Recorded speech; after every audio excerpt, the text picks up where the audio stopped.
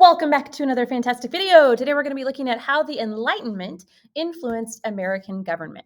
So throughout this video, we're going to be looking at a few different Enlightenment philosophers: John Locke, Baron de Montesquieu, Voltaire, and Jean-Jacques Rousseau. So by the end of this video, you should be able to identify these people and be able to describe the impact and the influence that they had on government.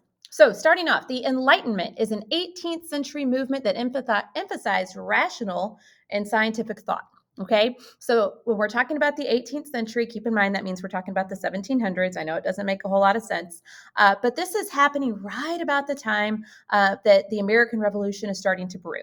Okay, so our founding fathers, whenever they were creating our government and writing the Constitution and the Declaration of Independence and the Articles of Confederation and all those really important documents, they were being heavily influenced by these Enlightenment philosophers.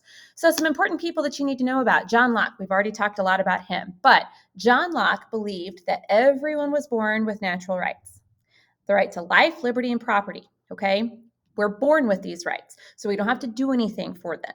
And the reason that we created government, according to John Locke, was so that the government could help us protect those natural rights. Okay, we collectively come together, realize that we don't all need unlimited freedoms, and say we do need the government to help us protect our rights. Okay.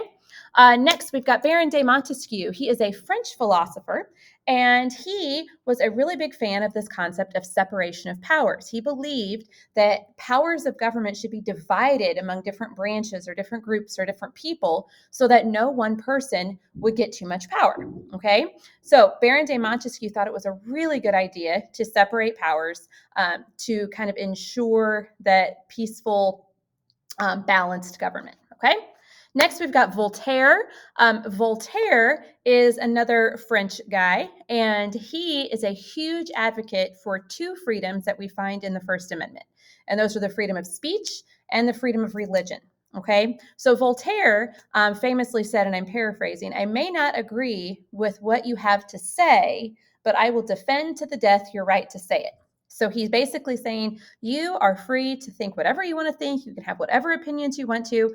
I don't have to agree with what you have to say or what you think, but I'm going to defend that you can say it with everything that I have, because it's that important that everyone should have the freedom of speech and the freedom of religion and the right to share their own opinions. Okay.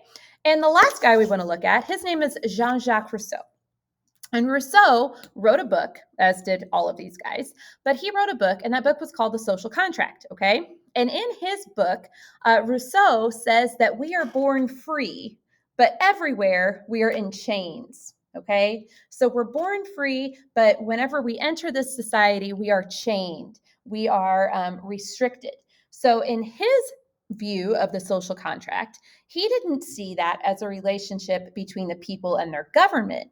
He saw it as a relationship among the people themselves. So he thought, you know what? We can all just get together and agree that we're not going to steal each other's stuff, and we're not going to kill each other, and we're not going to do all this terrible stuff, right? Do we even really need a government?